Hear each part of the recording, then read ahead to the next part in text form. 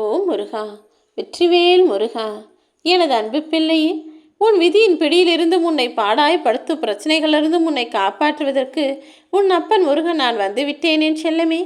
எல்லா தடைகளையும் தடங்கல்களையும் பிரச்சனைகளையும் தாண்டி நீ ஜெயிப்பதற்கான நேரம் வந்துடுச்சு. உனக்கான பொக்கிசத்தையும் உனக்கான வெற்றியையும் நீ பெறுவதற்கான நல்ல நேரமும் நெருங்கி வந்துவிட்டது என் செல்வமே. ஒரு சொல் போதுங்கிற இடத்துல நீ ஏன் தேவையில்லாமல் 2 சொற்களை பேசுகிறாய்? சொற்களும் நேரமும் அற்புதமான பொக்கிசங்கள்.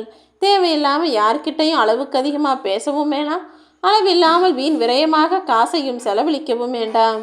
நீ என்னதான் சொன்னாலும் ஒரு சிலர் திருந்த மாட்டாங்கன்னு தெரிஞ்ச பிறகும் ஏன் வீணாக அவர்களிடம் பேசி சொல்லை வீணாக்கி விரயமாக்குகிறாய்? பேசக்கூடிய வார்த்தைகளும் செலவு செய்யக்கூடிய பணமும் எல்லாமே அளவோடு இருந்தால்தான் உன் வாழ்க்கையை அர்த்தமுள்ளதாக மாறும். ஏதோ ஒரு உறவு உன் மேலே அன்பாக இருந்துட மாட்டாங்களா, பாசமாக இருந்துட மாட்டாங்களா, நீ செய்கிற நல்ல விஷயங்களை பாராட்டிட மாட்டாங்களா நீ நினச்சாலும் யாருமே உன்னுடைய எதிர்பார்ப்பை நிறைவேற்றக்கூடிய மனிதர்களாக இல்லை என்பது எனக்கு தெரியும் என் செல்வமே. பொறுத்திருந்து பார். நீ எதிர்பார்த்த எல்லா விஷயங்களும் உனக்கு சரியாய் சந்தோஷமாய் நிகழும்படி இந்த முருகன் நான் அருள் செய்யத்தான் போகிறேன். என்ன நடந்தாலும் யார் மீதும் வைத்திருக்கக்கூடிய அன்பை குறைத்து கொள்ளாமல் யாரையும் வெறுக்காமல் இந்த உலகில் யாராலும் வாழ்ந்துவிட முடியாது என் செல்வமே. ஏன்னா மனிதன் நேரத்திற்கு நேரம், காலத்திற்கும் சூழ்நிலைக்கும் சந்தர்ப்பத்திற்கும் ஏற்ப மாறக்கூடியவனாக தான் இருக்கிறான்.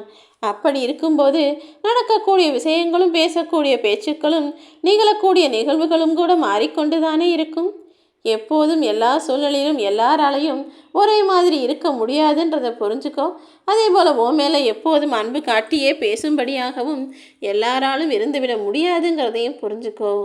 யார் எப்போ பேசினாலும் எப்படி பேசினாலும் அவங்க உண்மையிலேயே அன்பாக பாசமாக பேசுகிறாங்களா அல்லது கோபத்தில் தான் வார்த்தைகளை விட்டுறாங்களான்னு எல்லாவற்றையும் புரிந்து கொள்ளக்கூடிய ஆளாக நீரு. நல்லவனாக நடிக்கிறதுக்கு எல்லாராலும் முடியும். பாதி பேர் இந்த உலகத்தில் அப்படிதானே நல்லவன் போலவும் வல்லவன் போலவும் காட்டி நடித்து பேசிக்கிட்டு இருக்காங்க. ஆனால் நல்லவனாக வாழ்கிறதுக்கு சில பேரால் மட்டும்தான் முடியும். சுட்டு போட்டாலும் அந்த நல்லவர்கள் ஒருபோதும் தவறு செய்யவும் மாட்டாங்க, கெடுதல் நினைக்கவும் மாட்டாங்க. அப்படிப்பட்ட நல்ல பிள்ளையாக நீ இருக்க வேண்டும். சூழ்நிலையும் சந்தர்ப்பமும் மாறும்போது மனிதனுடைய வார்த்தைகள் சில நேரங்களில் கடுமையானதாக மாறத்தான் செய்யும். ஏன் சில பேருடைய கோர முகங்கள் கூட வெளிவரும். அதாவது அவன் மற்றவர்கள் மேலே பொறாமை குணம் கொண்டவனாகவும் பழியை வாங்கும் எண்ணம் கொண்டவனாகவும் மற்றவர்களை அழிக்கக்கூடிய எண்ணம் கொண்டவனாகவும் இருக்கக்கூடியதெல்லாம் ஒரு நாள் வெளிவந்துதானே தீரும். ஆக மொத்தத்தில் மனுஷன் பிறக்கும்போது நல்லவன் தான், வாழும்போது நல்லவன் தான். அவனுடைய சூழ்நிலையும் சந்தர்ப்பமும் எப்படி மாறுதோ அதை பொறுத்து தானே அவனுடைய பேச்சும் செயலும் ஆளும் கூட மாறிப்போகிறான். நீ தேவையில்லைன்னு ஒருத்தவங்க நினைக்கிறதுக்கு முன்பாகவே நீயாகவே விலகி நின்றுவிடு என் செல்வமே.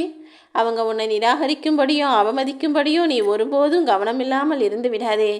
எப்போது எங்கு நீ தேவைப்படுகிறாயோ அந்த இடத்தில் உன்னை மிகப்பெரிய சக்தியாக நான் உருவாக்கி காட்டணும்னு நினைக்கிறேன்.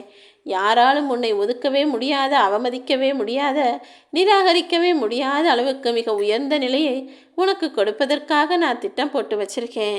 அதன்படிதான் இனி உன் வாழ்வில் உயர்வையும் சந்தோஷத்தையும் வெற்றியையும் நான் கொடுக்க போகிறேன். இனி உன் வாழ்க்கையில் எல்லாமே பேரதிர்ஷ்டம் நிறைந்த காலமாக மாறப்போகுது. எல்லா துன்பங்களையும் அனுபவித்த உன்னை வாட்டி வதைக்கிற அந்த விதியின் பிடியிலிருந்து மீட்டெடுக்கவும் காப்பாற்றவும் உன் அப்பன் முருகன் நான் வந்துட்டேன். இனி நீ எதை செஞ்சாலும் அது தடையாகவோ தடங்களாகவோ நிரந்தரமாக இருந்துவிடாதே என் செல்வமே. அத்தனை சிக்கல்களையும் தகத்தெறிந்து உன் வாழ்வில் பொக்கிசத்தை தர நான் வந்து விட்டேன். பழம் தின்னுகிற கிளியும் பிணம் தின்னுகிற கழுகும் ஒரே பறவை இனம்தான். ஆனால் அதுங்களுடைய குணம் வேறாக இருக்கிறதல்லவா? அப்படிதான் மனிதர்கள் எல்லாரும் பார்ப்பதற்கு ஒரே மாதிரி நல்லவங்களா தெரிஞ்சாலும் ஒருவருக்குள்ளும் இருக்கக்கூடிய குணமும் குணாதிசயங்களும் வேறு வேறு. ஒவ்வொருத்தரும் ஒவ்வொரு இடத்துலையும் ஒரு மாதிரி நடந்துக்குவாங்க. வாழ்க்கை இப்படியே இருந்துடணும்னு சில பேர் ஆசையாக எதிர்பார்ப்பாங்க. ஒரு சிலருக்கு ஐயோ வாழ்க்கை இப்படியே இருந்து போயிடுமான்னு பயத்தோடையே இருப்பாங்க. அப்படி கஷ்டத்தை நினைத்து கவலைப்படுகிற மனிதர்களுக்கு அவர்கள் இஷ்டப்படும்படி வாழ்க்கையும் கொடுப்பேன்.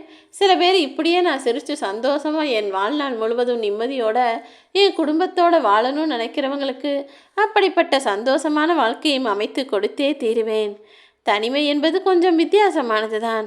ஆனால் அதை நீயா எடுத்துக்கிட்டினா, தனிமையில் இருந்து சில நல்ல விஷயங்களை யோசித்து முடிவெடுத்தினா அது உனக்கு இனிமையானதாக இருக்கும்.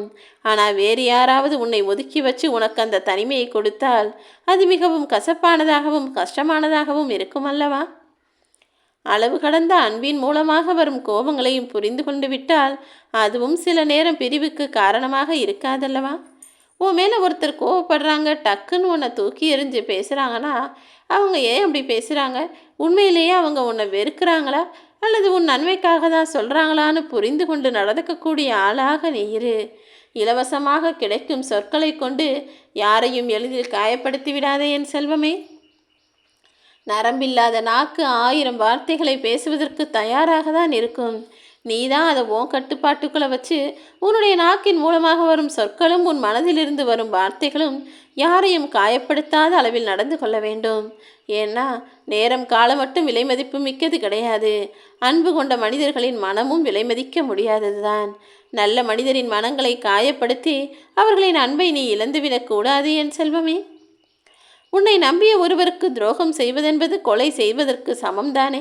அதே போல தற்பெருமை பேசுவதும் தற்கொலை செய்வதற்கு சமம்தான்.